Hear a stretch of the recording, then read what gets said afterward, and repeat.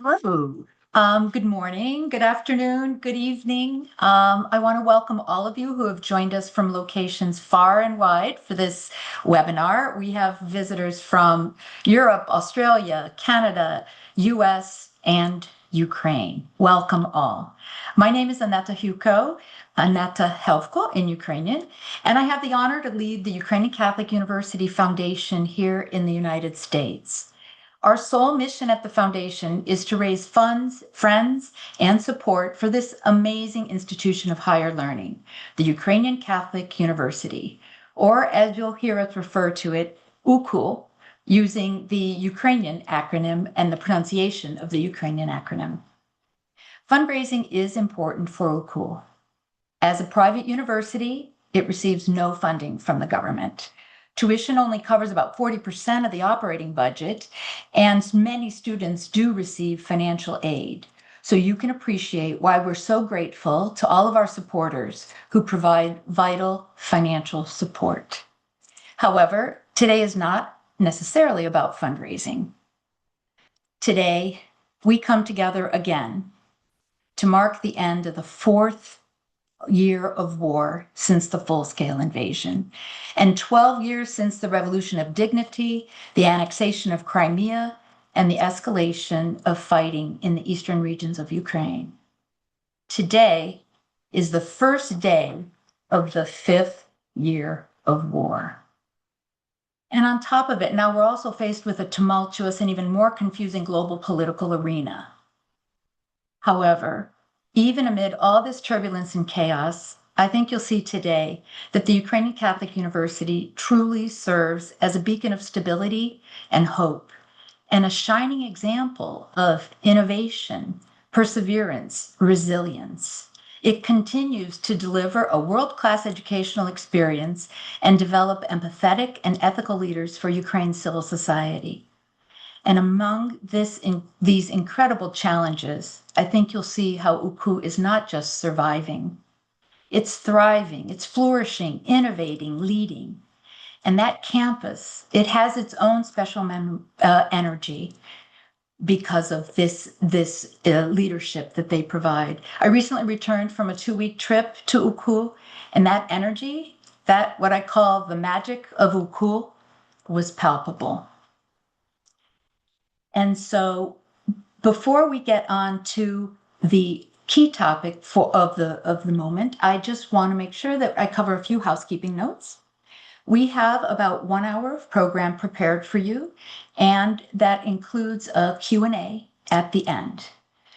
You'll notice that we have turned off everybody's mic and we've muted you. However, it doesn't mean that we don't want to hear from you. It just means that we would ask you to pose any questions you may have throughout the presentations into the chat.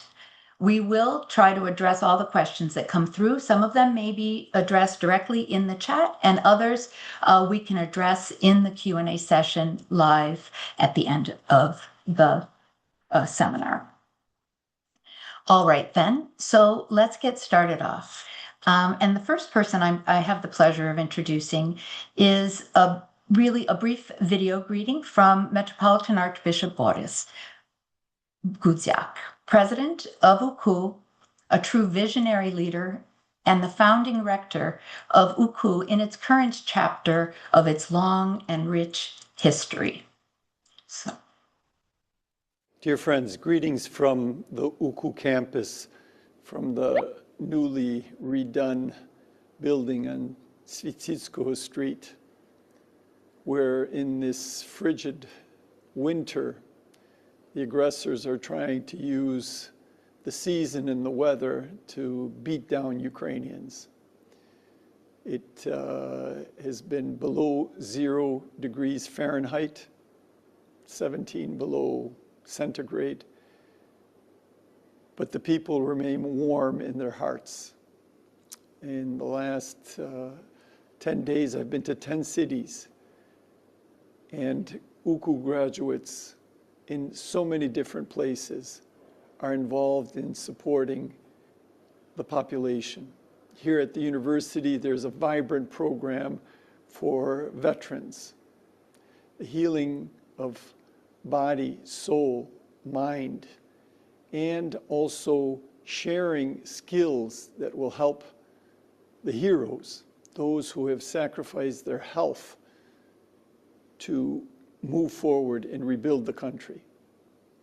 The university embraces with love, with prayer, and with competence people who have lost loved ones, young children who are traumatized, people who are really at a loss because they've lost everything, their homes, their family members. In all of this, there's a great spirit. Just today, there's a great celebration of the Staff Day.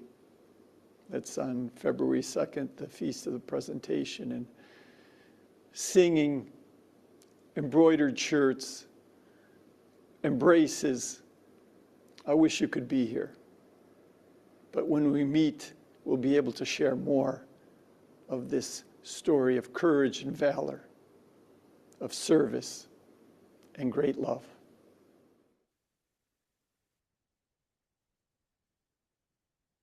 Yes, always inspiring to hear from Archbishop Boris. Unfortunately, he wasn't able to join us, but we're so grateful for his inspiring words.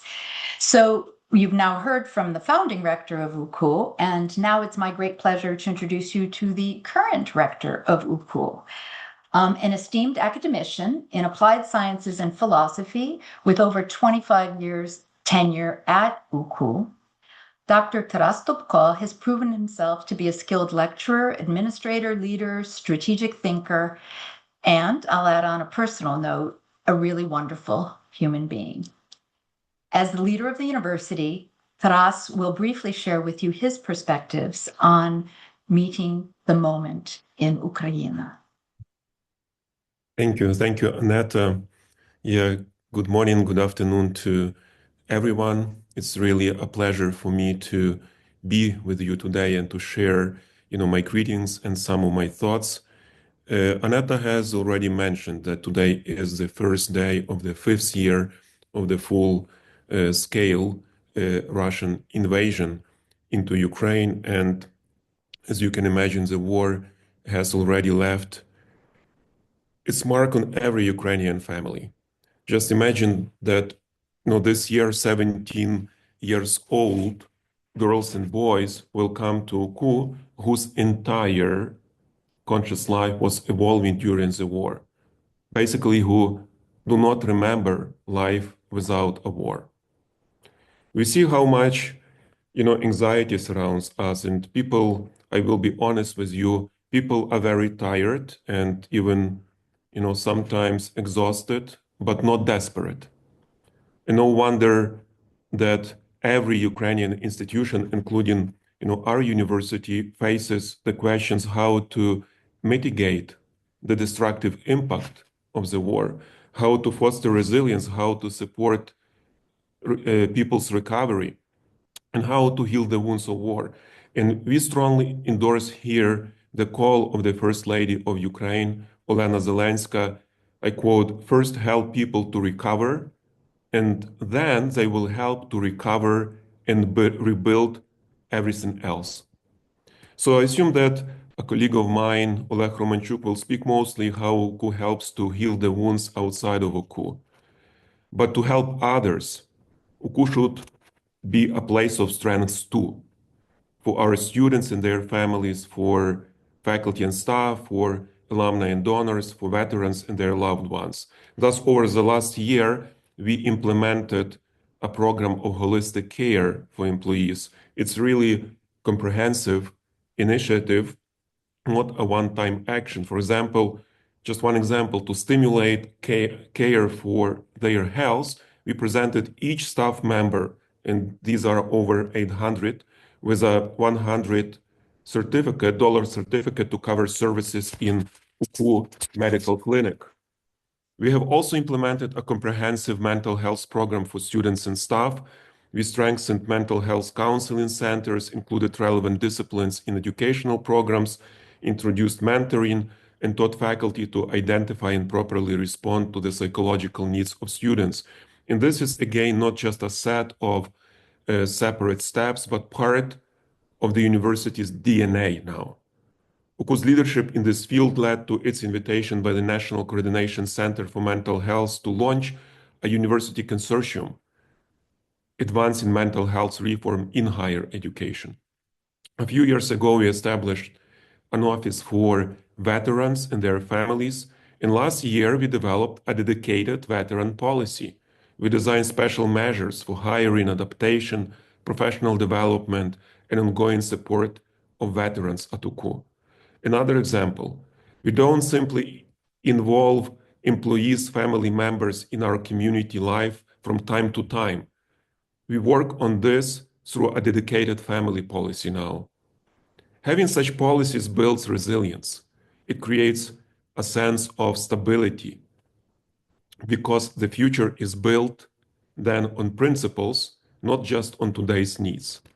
So through our work, I keep saying we contribute to shaping a modern Ukrainian identity that the Ukrainian philosopher Volodymyr Yermolenko described with one word, popre, despite.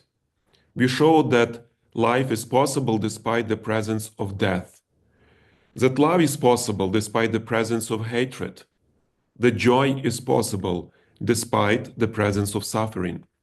We live in a time when love and joy may seem impossible, even unthinkable, yet they exist. And we endure all these despites because we are together.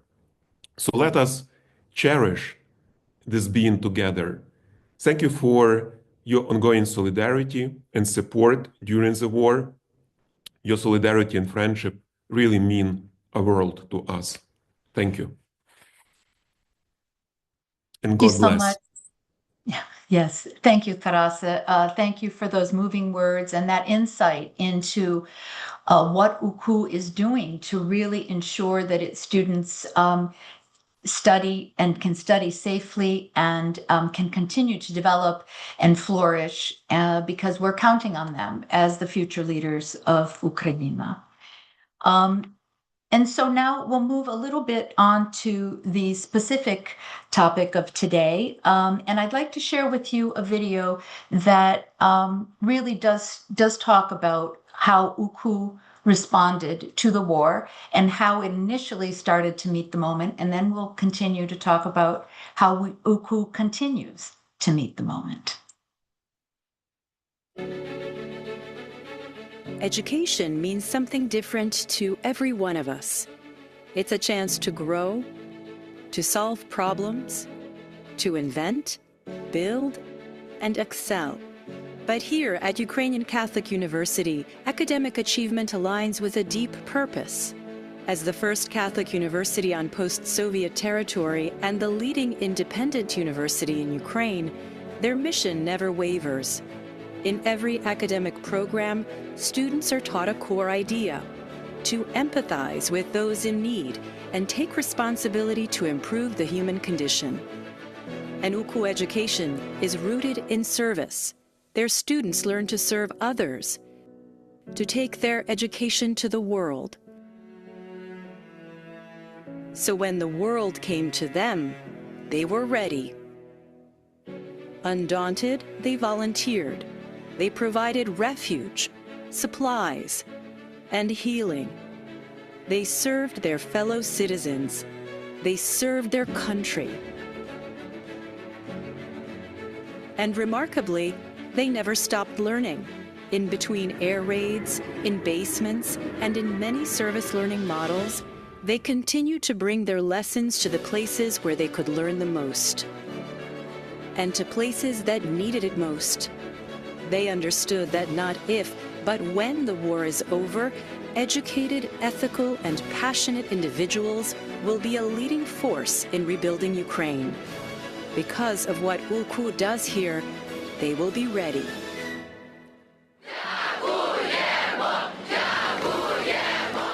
Witness, serve, communicate. Learn more and donate at ukufoundation.org. And today, as the war continues and it's testing Ukrainians' resilience and resolve more than anyone could have ever imagined, UKU continues to expand its leadership in holistic health support for Ukrainians, for their communities, for the UKU community, and particularly, as Taras had mentioned, for the urgent needs of veterans and their families. UKU has taken on a very holistic approach to supporting veterans and their families. Even the way they approach it, that it's veterans and their families, is significant. And UKU, as a small university that can have a very big impact, can set a gold standard and can serve as a model on veteran support. And that's essentially what is happening at UKU with the Office of Veterans Affairs and their families. There is a holistic 360-degree support. There are programs that support their medical care and rehabilitation, programs that support their mental well-being and psychological care. There are also spousal support programs. There are programs for education, reaching higher education, retraining, community programs to create a community for veterans and to help them to re-socialize and reintegrate into civil society and with their families. In addition, there are certificate programs for veterans to be able to retrain, and even specific programs on veteran leadership, on veteran entrepreneurship. And all those are available to the veterans at either a reduced or no-cost solution, as well as there is a free legal clinic that's available to veterans within the law school.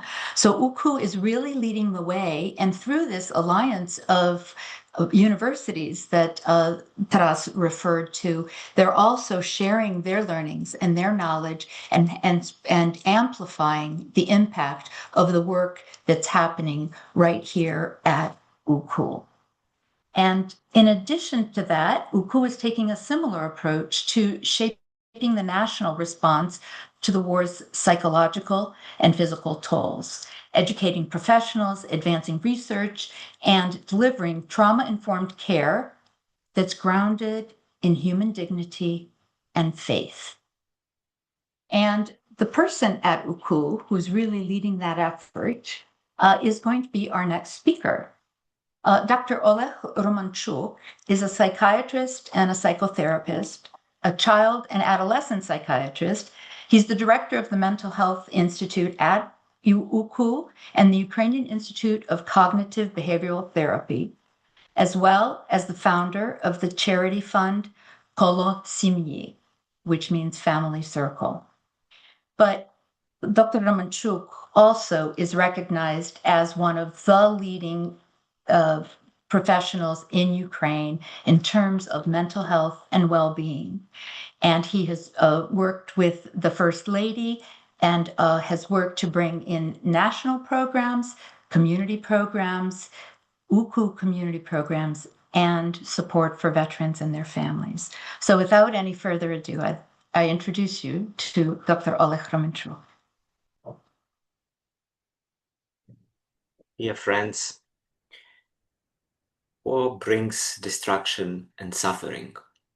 And as Agneta told, I'm a child psychiatrist, and during these years of war, I'm counseling children, like these 4 kids who you see from Kyiv, and this picture was done just right after their house was destroyed by Russian missile.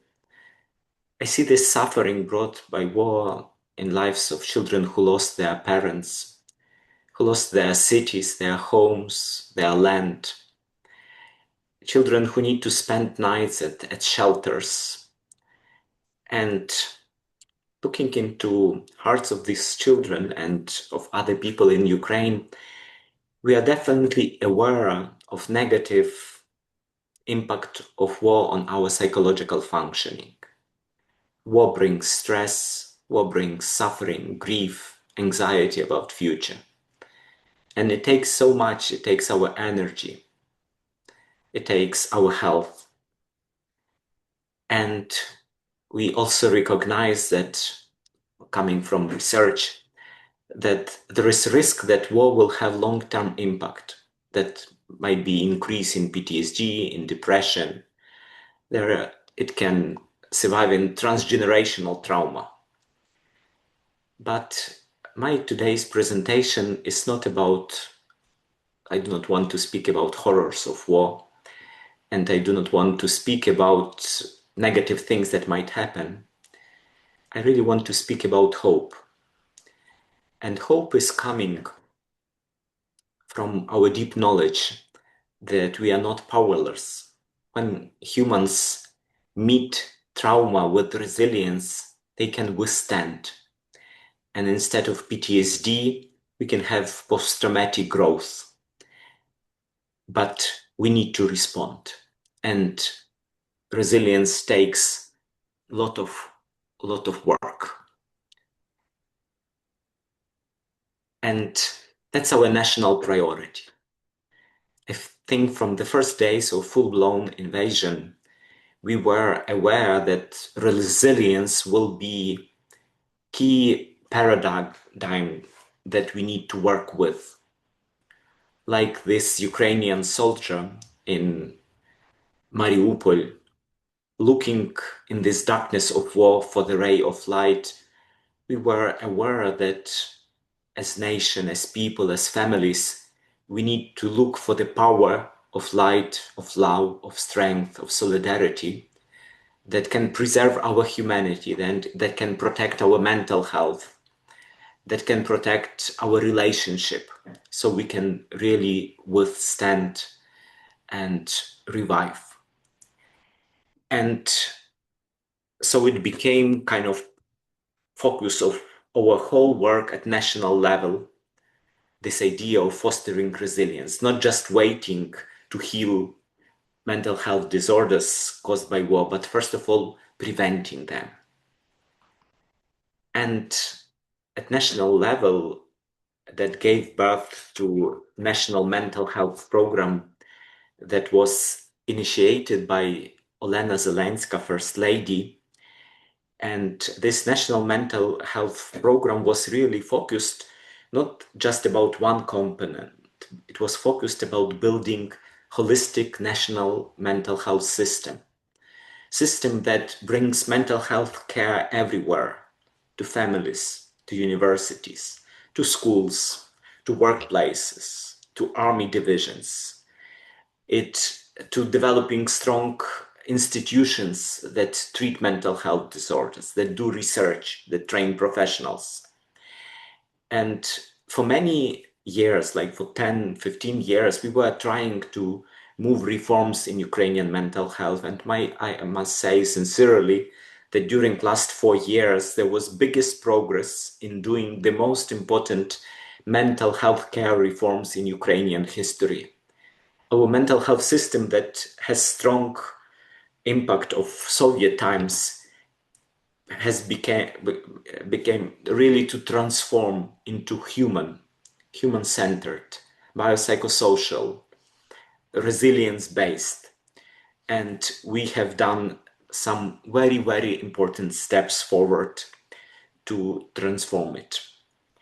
And UKU keeps mental health in a focus of all our work. We strongly support National Mental Health Initiative. We work closely with First Lady, with Governmental Coordination Center of Mental Health. We support them with our expertise, how to develop reforms and what things need to be changed. We also help them to build national awareness raising campaign focused on, first of all, on fostering resilience, on inviting everyone to learn and grow in wisdom of resilience, in practice of resilience, but also overcoming stigma, developing mental health literacy. And there are great changes at level of society about this. We also do a lot of training during wartime, training at all levels in psychosocial evidence-based interventions. We do it for military psychologists. We do it for medical doctors. We do it for school teachers. And as our rector mentioned, one of our greatest focus is caring about mental health of children and of young people. We really need to protect them. And for that we need to build systems that is integrated in school education, that is integrated in university work. We are very proud that right now in Ukrainian schools there will be a regular program in every school grade focused on social, emotional learning and resilience skills for children. We are very proud that our Ministry of Education made it also a priority for universities to develop holistic, integrated system of mental health care in universities, caring for young people's mental health and also professionals, educators' mental health. We also have direct services in UKU for veterans and for families who lost their loved ones. We support development of peer-to-peer support. That's very important. And right now we have special program for military widows, leaders in this movement who are going through training in our university, and they come from all over Ukraine, and we support them so they can come back and develop support programs in their communities and support groups in their communities. There are much more to say about what we've done in this area, but at this moment I want to look into the future. And we are aware that there is a long road ahead. There is still so much work to be done. This picture, you see place in Kirovograd playground where 23 people were killed, 9 from one children. And looking at this picture, we are aware how much grief we are holding in our hearts and how many wounds are visible, but how many wounds are invisible. And we will need a lot of years and a lot of work and a lot of love and professionalism to embrace these wounds with compassion and with professional care.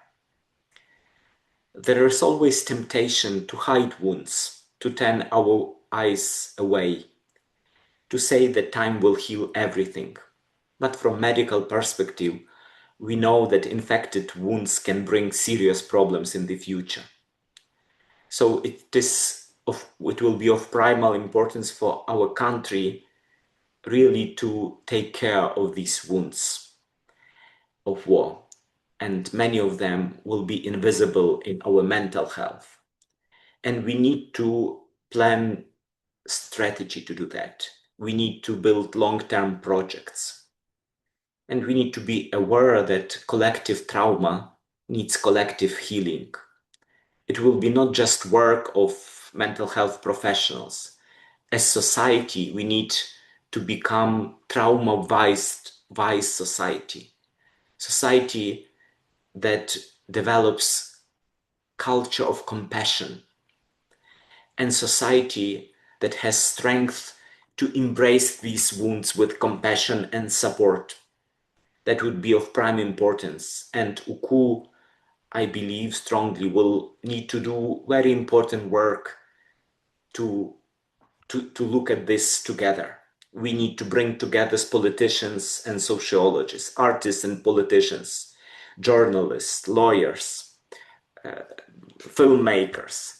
We need to speak together about this collective response to collective trauma, and we need to do so much work to build culture of healing, compassion, and resilience. And we need also to train professionals, because at the end we need professional people who will do the work, who will do that work with values and with competence, with love and with knowledge and with skills. professionals who will be leaders, who will be building new institutions and building strong partnerships so we can work together, as there's still a lot of work to be done. And we hope that our students will become these competent professionals and leaders who will do that. And we need also to do research. It's difficult to think about research during wartime. It seems that humanitarian response is more urgent and important. But without research, we will not know the answers, what we need to work with and what problems we have, and finally what works and what helps. And right now we started Research Incubator, our new project in our institute, where we support young researchers and will support them also with small grants that they can do research on impact of war on mental health and on how we can protect it. I strongly believe that UKU will have very special role in the future to keep these things in focus and with international collaboration do important work to also help our country to develop strong and resilient society and mental health system. And for that, we will need international partnership, and for that, we will need your continuous support. And war definitely brings destruction, and it takes so much, but there is one thing that it cannot take away. That's our hope and our belief in the power of love and solidarity. And our hope is growing, it's becoming stronger and more resilient. And right now we know so much where its power comes from. It comes from power of love.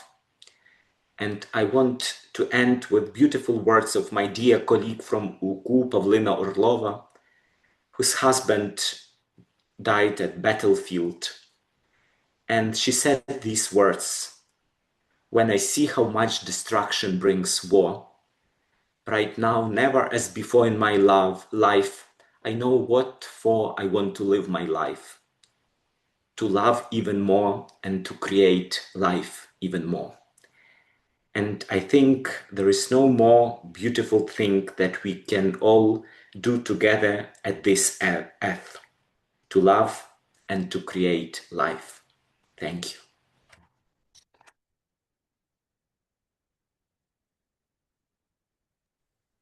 Дякуємо дуже, Олег. What a moving speech. What words of wisdom, and what a deep commitment it shows that UKU has for healing the wounds of war. To me, it's so obvious that it's not just a strategic pillar on a diagram in a nice strategic document on what UKU is meant to be doing over the next 5 years, but it shows how UKU has truly embraced this pillar of healing the wounds of war, understanding what the root cause is, understanding the issues, and finding solutions. And with the underpinnings of UKU's service learning model, students are engaging in these research projects. Students are engaging in delivering services, whether it's through the poradnya, which is the advisory, where students are supervised, but they're getting their practical experience in the psychology department. Similarly, at the law clinic with the free legal care, this is really something that UKU seems to be uniquely suited for, with its service learning model and with the strategic pillar of healing the wounds of war. Thank you so much, Dr. Romanchuk, for that very, very moving and insightful presentation. So the next example, our next speaker is someone whom I had the pleasure to meet on my last trip to Ukraine, and she will really help us to understand how some of this work is activated. UKU has a medical clinic that was opened about just a little over a year ago, and Elizabeta Dotsenko is a project manager at the UKU Medical Clinic, and she is a general practitioner, family doctor with substantial clinical experience. She graduated from the Danilo Hatskio Lviv National Medical University, and she did her residency in Lviv at the city polyclinic. She also completed a certificate program at UKU in the School of Bioethics, and that inspired her to go on and pursue a master's degree that's a joint program with UKU and Loyola University in Chicago in bioethics. Elizabeth is going to tell us a little bit about her own personal journey, which is really, you'll see the kind of person she is. She clearly has a passion for helping others. And also, she's a prime example of these dual lives that many of our colleagues in Ukraine are living. She's helping to heal the wounds of war, and she's dealing with the wounds of war as well. So, Elizabeta, I invite you to share your story. Thank you.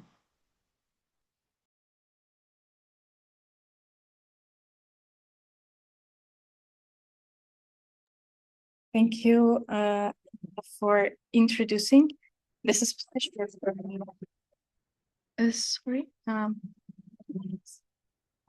It's a pleasure to be here today, and I will share my thoughts and my story about the hope. So, hope in Ukrainian sounds almost like inaction. For me, hope means going through a personal struggle, and instead of focusing only on yourself, trying to go beyond it and find solutions that may help others as well. Both of my parents are from Donetsk. In 2014, when Russia invaded Ukraine, I was finishing medical school in Lviv. The front line ran exactly through the area where my grandparents lived, near Ilovaisk. Since then, most of my relatives have remained under Russian occupation, isolated from us.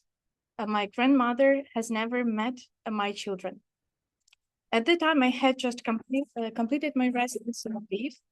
I felt really powerless because I could do nothing for my own family. So I tried to be useful where I could and where I could make a difference. That is why I decided to join a humanitarian project Step in northern Iraq in 2017. I worked there as a family physician in camps of internally displaced people for 12 months before I returned back to Ukraine. In 2022, when Russia launched full-scale invasion, I lived in Kyiv with my husband and we had to move back to Ukraine and became internally displaced myself. My colleagues from an international NGO offered support, and we agreed that the best way to help was to start a project in Ukraine. We had our first call on February 25th, and on March 3rd, I was standing at the border waiting for the first humanitarian aid convoy. We established the Ukrainian branch and launched more than 4 medical projects across the country. After 2 years as a country manager, I came to realize that humanitarian aid, while necessary, is often only a symptomatic treatment. The principle of neutrality sometimes conflicts with the deeper goal of humanitarian work, humanity itself, and may inadvertently benefit the aggressor.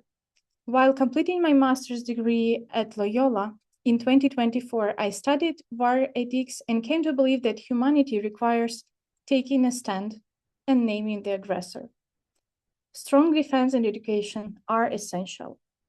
This realization, together with the birth of our second daughter, led me to hand over leadership of NGO and join the medical clinic of the UKU to develop the healthcare services for veterans.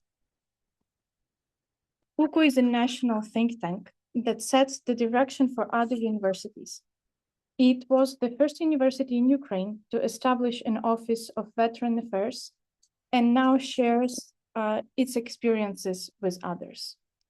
UKU also introduced European standards in education of physical and occupational therapy in Ukraine, and many of its graduates now working in the best rehab centers in Ukraine, like Superhumans and Unbroken. UKU Clinic was the best place to develop a veterans healthcare program with holistic approach. The health needs of Ukrainian veterans differ from those in countries such as USA or UK. Many Ukrainian soldiers become soldiers by calling rather than by profession. The deployment time is significantly longer, the average age is higher. We identified an overlooked gap in veterans' healthcare, health problems that develop during service but are not always linked to visible injuries. We plan to study and make a research further. Veterans' health is also a matter of national security because they will be the first one to respond to another wave of war if so. Russia separates families not only physically, as in the case of my grandparents, but also through different experiences of war. One serves in the military, while other partner face another kind of struggle at home. That was the reason we expand Veteran Plus program for family members to support those whose contribution often remains unseen. 1 month ago, my husband, who serves in the army, sustained severe injury. It profoundly affected our lives and gave me a new perspective on veterans' healthcare. This experience revealed for me many invisible challenges faced by military families. Despite these difficulties, what gave me hope was turning this experience into improvements of our veterans program. I believe this is why our nation shows such strong resilience. We respond hardship by taking action, even when the results might be seen only by future generation. And the last photo was taken in August 2025 in Sloviansk, Donetsk region, where I traveled with my children to see my husband. Hope is an action. Wow, thank you so much, Lisa. What an inspiring story, and just to be able to manage all that as a human being. But really, the work that you do at the UKU Clinic is so valuable, and we wish you and your family all the best and a full recovery for your husband as well, and your children. So that this is very real. This is what's happening in Ukraine now, and this is the kind of role that UKU is playing in our society. Our final presenter is a student. Margarita Zavoloka is a fourth-year student at the UKU Faculty of Law. And she's going to share with us a little bit about her perspective about UKU, what UKU means to her, and a little bit about the work that she does with the UKU Law Clinic. Thank you. Good afternoon. My name is Margarita, and I'm from Dnipro. I started my studies at Ukrainian Catholic University exactly when the full-scale invasion hit. Back then, everything was uncertain. But as the war began, I realized that UKU was more than just a place of learning. It was a center of resilience. The university immediately became a platform for helping our country survive. At UKU, we are taught that our knowledge is a tool for service. I see the spirit of this every day on campus, in volunteering projects and initiatives to support the front line. But for me, as fellow student, this mission became personal through my work at the law clinic. The university has created a space where we can directly support those who protect us. We handle complex legal cases for military personnel, their families, and those who have lost everything. What has left the deepest mark on me is our direct involvement with soldiers returning from captivity and our partnership with rehabilitation centers like Superhumans and Unbroken. In the law clinic, I realized that law isn't just about rules. It's about restoring justice for our heroes. Seeing a soldier look at you with hope because you are helping them to navigate their legal rights is the most powerful lesson I could ever learn. I'm proud that my work can change something in the lives of those who risk everything for our freedom. I'm sincerely grateful to all donors for their financial support that allows me to be part of this mission and focus on helping my country. To me, being part of UKU means being heard and having a community that stands by you. Thank you for believing in us and for giving us a chance to build the future of Ukraine together. Great. Thank you so much, Margarita. I know the law clinic really has, I heard a number, something like 6,000, more than 6,000 cases the students have handled, predominantly for veterans, but for others who have lost everything. And this is students already putting their knowledge to practice, already helping to heal the wounds of war. That concludes at the moment our formal portion of the presentations. And before we move into the Q&A, please do put your questions in the chat. We have people who are helping me sort questions, and we will be feeding questions to a panel of not just our speakers, but we'll have 2 additional folks as well. But before, in case we lose some people, I wanted to also say, if you've been at all inspired by what UKU stands for and what UKU does, and if you think you might want to get involved somehow, we invite you to join us next week for a webinar we call UKU and You, and we'll talk about upcoming summer opportunities to volunteer at UKU.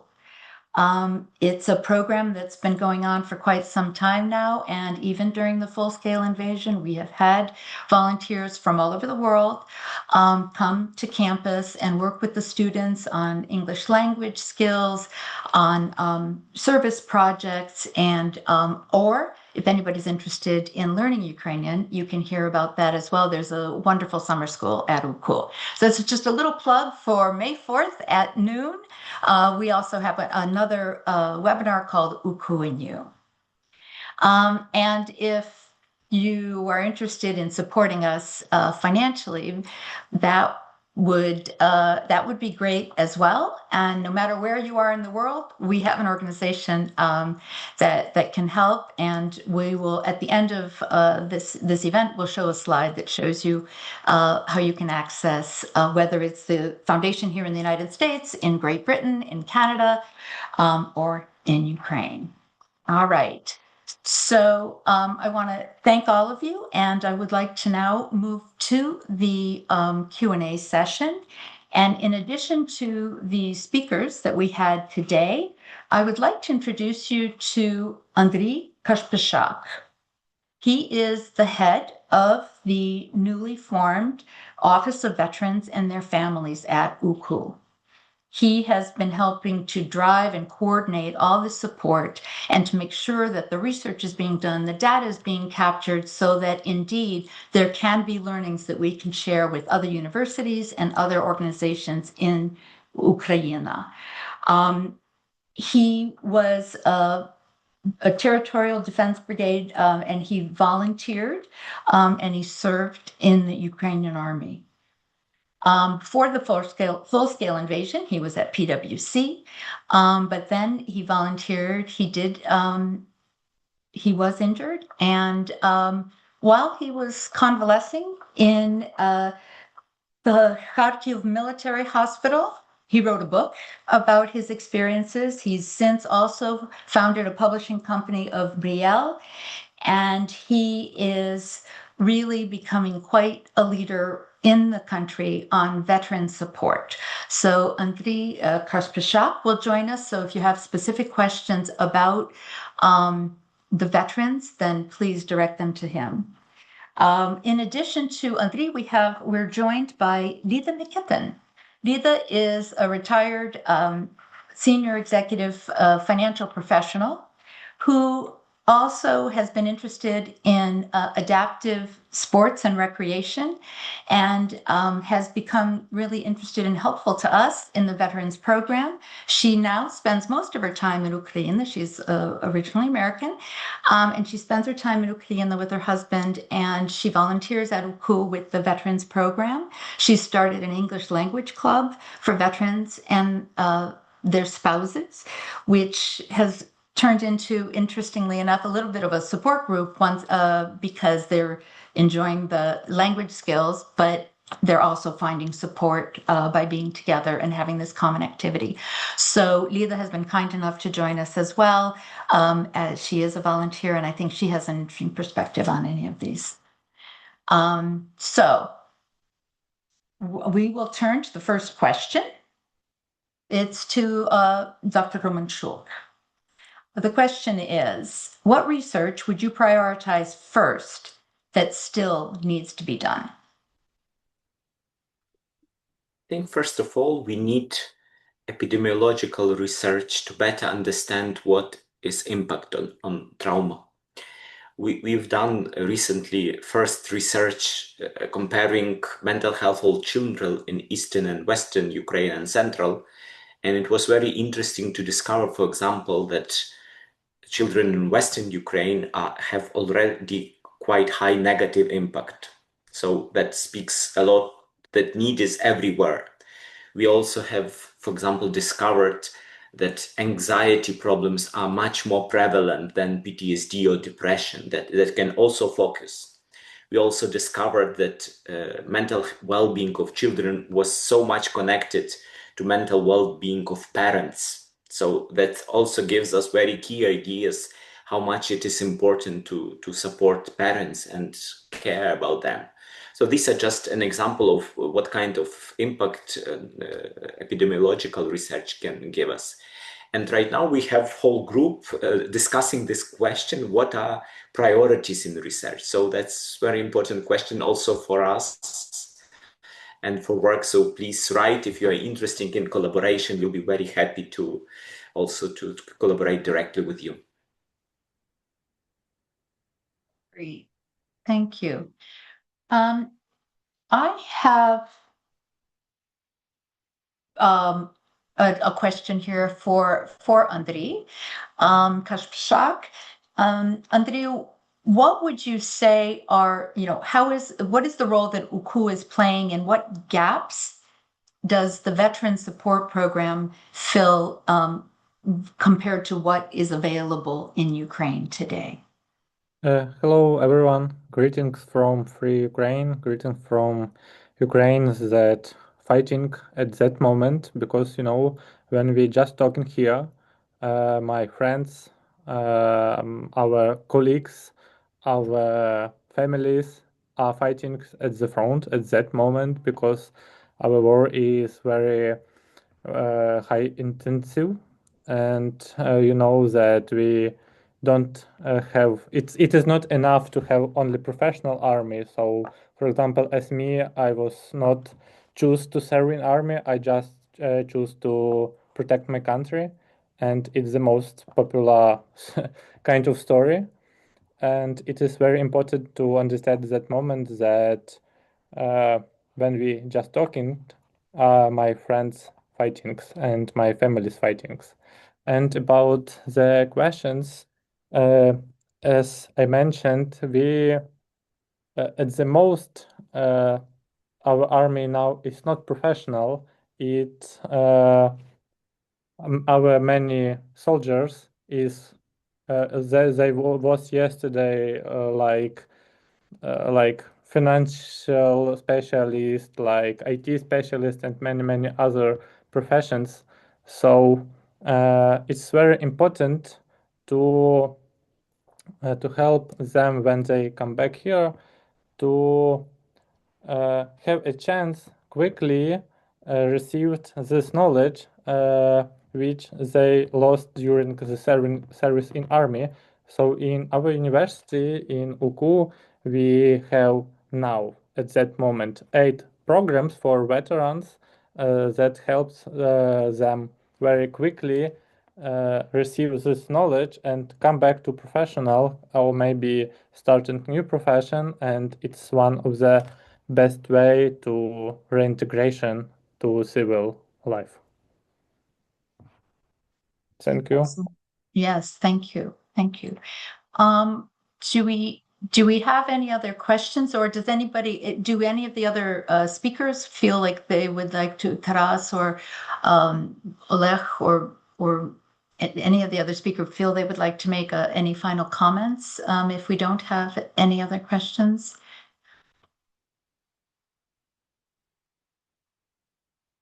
No?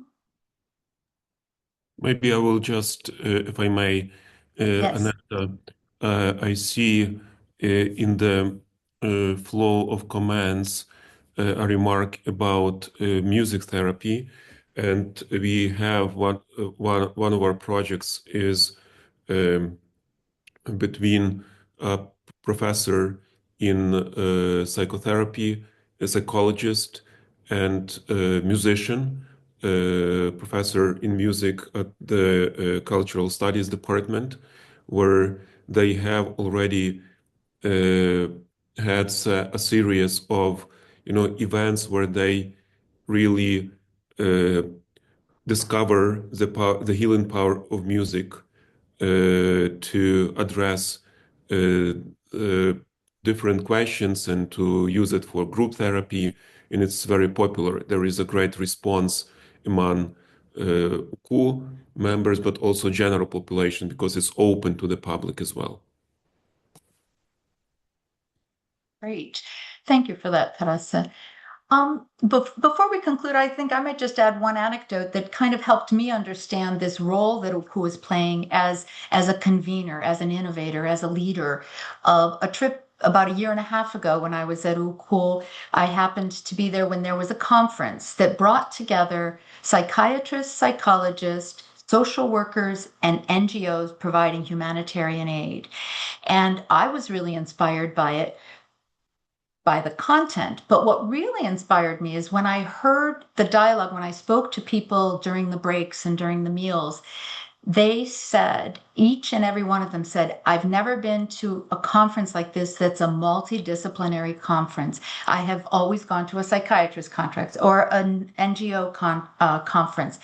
This is so enriching for us to all speak together and to be together and to understand each other more and figure out how we can work together more. And to me, it's a small but important example of the kind of work that UKU is doing in bringing people together, having this incredible campus that has the facilities to be able to hold these kind of meetings, but also that has this concept and this commitment to multidisciplinary, integrative, being a small university with a big impact where you create models, you share, you work, you collaborate, and you partner.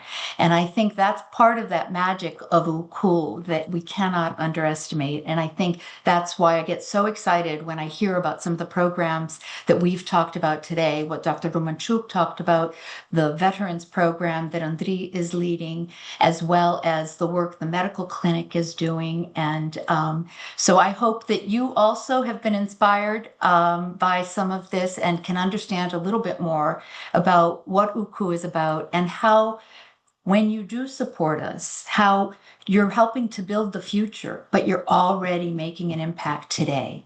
UKU truly is meeting the moment today, tomorrow, and for years to come. So thank you all for your attendance. We look forward to seeing some of you perhaps in a week, and hopefully, I hope we do not see you again on this event in a year. I am hopeful and I pray that we don't have another UKU meets the moment in terms of war. Thank you. God bless. Have a wonderful day. And as we exit, I'd like to share with you the choir from Ukul.